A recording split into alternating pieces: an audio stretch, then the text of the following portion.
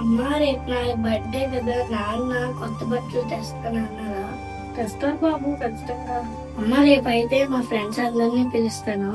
సరే బాబు. హలో చేతన్, రేపు నా బర్త్డే, నువ్వు కంపల్సరీగా రావాలి. మన ఫ్రెండ్స్ అందరినీ పిలిచాను, వస్తారంట. ఏమండి, చెప్పు. రేపు మన బాబు బర్త్డే గుర్తుంది కదా?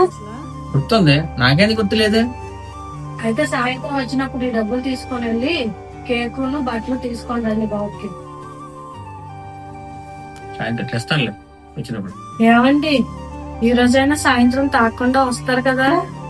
నిజంగా తీసుకొస్తాను, తాగేసి రాను. నీ మీదట్టు, నన్ను నమ్ము. అమ్మ నాన్న వచ్చాడు.